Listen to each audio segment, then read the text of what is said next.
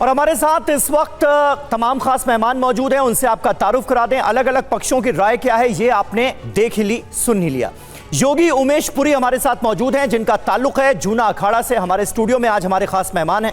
मुमताज आलम रिजवी भी मुस्लिम स्कॉलर हैं और वो भी इस पक्ष पर अपनी राय रखेंगे। विष्णु गुप्ता जो कि हिंदू सेना के अध्यक्ष हैं, उनसे भी हम बात करने की कोशिश करेंगे इसी चर्चा के दौरान। और डॉक्टर अरविंद कुमार प्रोफेसर हैं जामिया मिलिया इस्लामिया के, वो भी हमारे साथ मौजूद हैं। सैयद नसीरुद्दीन चिश्ती जो कि दरगाह दीवान के उत्तराधिकारी हैं, उनसे भी बात करने की कोशिश की जाएगी। और हमारे सहयोगी ध्वज आर्या अजमेर से हमारे साथ लाइव जुड़ेंगे, उनसे भी हम कुछ जानकारी लेने की कोशिश करेंगे। लेकिन पहला सवाल योगी जी आपसे, क्या आपको ये बात ठीक लगती है जिस तरह से अलग अलग मस्जिदों पर, दरगाहों पर इस तरह के दावे किए जा रहे हैं कि पहले ये मंदिर थे, लिहाजा यहां पर वापस मंदिर बनाए जाने चाहिए, पूजा अर्चना का अधिकार मिलना चाहिए? देखिए, बिल्कुल प्रामाणिकता के साथ और कॉन्फिडेंट होकर मैं बात बोलता हूं जी। जितने भी हम ये स्थल देखते हैं जहां हम लोग आज दावा कर रहे हैं, हमको उसके इतिहास में जाना चाहिए कि किस प्रकार से मुस्लिम आक्रांताओं ने हिंदू धर्मस्थलों को तोड़कर मस्जिदों का निर्माण कराया। ये कोई बात छुपी नहीं है और आज बड़े पैमाने पर पूरे भारतवर्ष के अंदर ये बातें निकल कर आ रही, जिसके अंदर हम लोग बाबरी ढांचे को जब तोड़ा गया तो बाबरी विध्वंस के बाद जो नीचे जमीन में से जो साक्ष्य निकले वो प्रमाण करते थे कि वहां पर राजा रामचंद्र जी का जन्म स्थान था। ऐसे ही भारत में अनेक स्थान, हम ज्ञान व्यापी को देख लेते हैं, हम संभल वाले विवाद को देख लेते हैं। और एक तो ये अजमेर की जो दरगाह है, इसमें बताने की आवश्यकता नहीं है कि मुस्लिम शासन काल के अंदर एक व्यक्ति भारतवर्ष में आता है और वो यहाँ पर अपने एक केंद्र बनाता है और धीरे धीरे कर कर वो मंदिर को ध्वस्त कर कर एक केंद्र बन जाता है। इसमें संशय नहीं करना चाहिए, ये बिल्कुल प्रमाणिक है। हिंदू धार्मिक स्थलों को तोड़कर मुस्लिम आक्रांताओं ने यहाँ पर मस्जिद बनाने का काम किया और ये प्रमाणिक और तथ्यों पर आधारित है। बिल्कुल ये आपका दावा है। मुमताज आलम रिजवी साहब, क्या कहेंगे आप? देखिए, एक बार फिर से एक और मुद्दा, एक और विषय अदालत तक पहुंचाया गया है और फिर से वही कहानी सामने आ रही है कि एक धर्मस्थल को यह दावा करके कि यहां पर पहले हिंदू मंदिर था। बिल्कुल ऐसी ही कहानी हमने दूसरी जगह भी देखी है। इसमें क्या अलग आपको नजर आता है? एक तो मैं शुक्रिया आपका। सबसे पहले मैं एक गाँव की मिसाल देता हूँ। गाँव में एक मिसाल दी जाती, पता नहीं और कहाँ कैसे दी जाती, लेकिन मैं अपने गाँव की बता रहा हूँ कि आंधर पावे पनही तो भागे खुजार खुजार। अगर अंधे को चप्पल पहना दो तो फिर तमाम दौड़ना शुरू कर देता है कि अब तो चप्पल है ही है, चाहे जहाँ भागो दौड़ो, अब तो कुछ लगना नहीं, कुछ होना नहीं। वही हाल जो है इस वक्त देश में कुछ लोगों का हो गया। उनको लग रहा है कि अब हमारी सरकार है और चाहे जो हम करें अब कोई परवाह नहीं, अब तो कुछ होना ही नहीं, इसीलिए ये सब कर रहे हैं। लेकिन उनको पता नहीं है कि वो जिस डाल पे बैठे उसी को काट रहे हैं।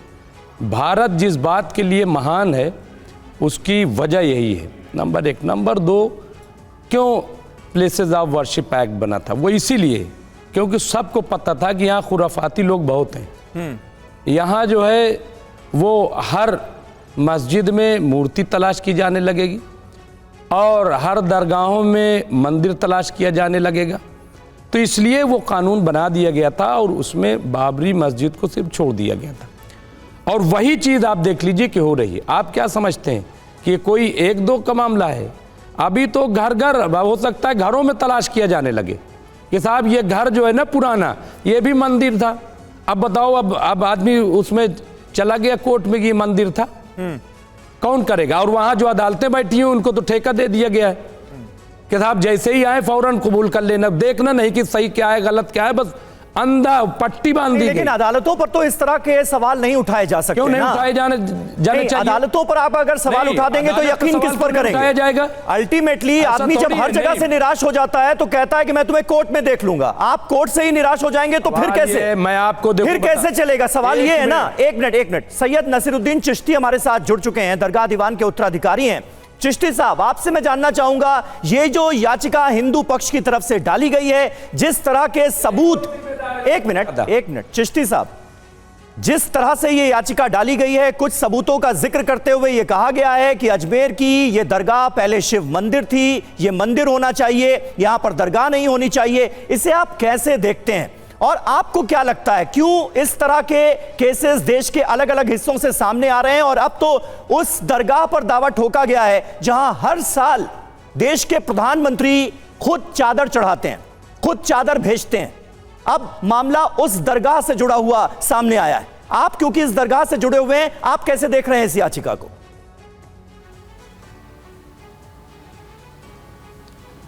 देखिए, बिल्कुल आप सही कह रहे हैं। ये एक देश में नई परिपाटी हो गई है कि हर इंसान नींद में से उठ के आ रहा है और नए नए दावे पेश कर रहा है, कभी किसी मस्जिद पे, कभी किसी दरगाह पे।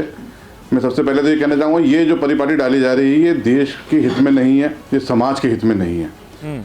ये आपस में धार्मिक द्वेषता को बढ़ावा देगी और आपस में एक दूसरे के प्रति अविश्वास की भावना को प्रकट करेगी। देखिए, हमें इसमें पार्टी बनाया नहीं गया है जी।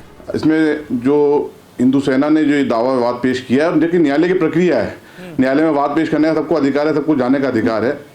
लेकिन इसमें पार्टी जो बनाया गया है वो दरगाह कमेटी को बनाया गया है, जो दरगाह की मैनेजमेंट बॉडी है, माइनॉरिटी मिनिस्ट्री के अंडर में आती है।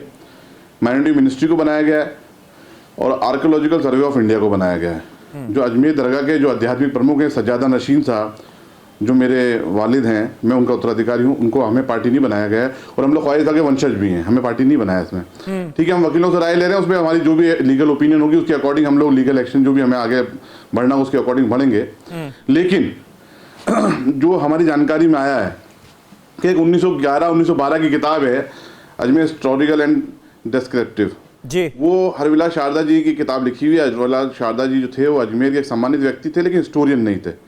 उस किताब की बुनियाद पे 850 साल के इतिहास को नहीं बुलाया जा सकता। ख्वाजा मोइन चिश्ती रहमतुल्लाह अलैह 1195 में हिंदुस्तान में आए, 1236 में आपका विशाल हुआ, और उसके बाद में इतने हिंदू राजा गुजरे हैं इस देश के अंदर, उन सबका लगाव इस दरगाह से रहा। सबने अपने अपने प्रकार से अकीदत का नजराना इस बारगाह में पेश किया, चाहे वो राजपूत राजा हों, मराठा हों, यहाँ तक कि जयपुर, जोधपुर, ग्वालियर, कोटा महाराज, तमाम महाराजों का लगाव इस बारगाह से था। सिंधिया घराने का लगाव इस बारगाह से था। हमारी गरीब नवाज की बारगाह में अगर आप आए होंगे तो यहाँ पर जो चांदी का कटहरा लगा हुआ है जी, आपने जो देखा होगा गरीब नवाज के मज़ार के पास में, वो चांदी का कटहरा जयपुर महाराज की तरफ से पेश किया गया। 42,961 तोला चांदी लगी हुई उसके अंदर। तो इस बारगाह से तो तमाम मजहब के लोग जुड़े हुए हैं, हिंदुस्तानी नहीं, पूरी दुनिया के हिंदू, मुसलमान, सिख, ईसाई। ये लोग जो आ रहे हैं सिर्फ चीप पब्लिसिटी के लिए जो ऐसी हरकतें करते हैं, मैं इसकी सख्त अल्फाज में निंदा करता हूं। ठीक है, कानूनी लड़ाई है, कानून नहीं चिश्ती साहब, लेकिन आप मुझे ये बताइए, बिल्कुल जाहिर सी बात है, आप जो बातें कह रहे हैं 850 साल का पुराना इतिहास, पुरानी परंपरा जिसकी आप बात कर रहे हैं। देखिए, विष्णु गुप्ता भी हमारे साथ जुड़ गए हैं, अध्यक्ष हैं हिंदू सेना के। लेकिन चिश्ती साहब, एक पॉइंट, इतने सालों से हजारों, लाखों, करोड़ों जायरीन अब तक अजमेर की दरगाह में आए होंगे, देश और विदेश से, हिंदू, मुस्लिम, सिख, ईसाई, सभी तरह के भक्त जायरीन वहां पर पहुंचते हैं जियारत के लिए। क्या कभी इस तरह की मांग, इस तरह की बातें इससे पहले आपने सुनी, या इस तरह की मांग इससे पहले उठी कि ये शिव मंदिर है, यहां पर दरगाह नहीं होनी चाहिए, यहां पर शिव मंदिर होना चाहिए, या फिर आप मानेंगे कि ये सब कुछ अचानक हो रहा है? नहीं, कभी ऐसा नहीं। देखिए, ये अब इनकी क्या कॉन्स्पिरेंसी है ये तो ये जानते हैं लोग, कब से इनके दिलों में ये अरमान थे। लेकिन ये है कि सार्वजनिक तौर पे कभी ऐसा कुछ नहीं हुआ।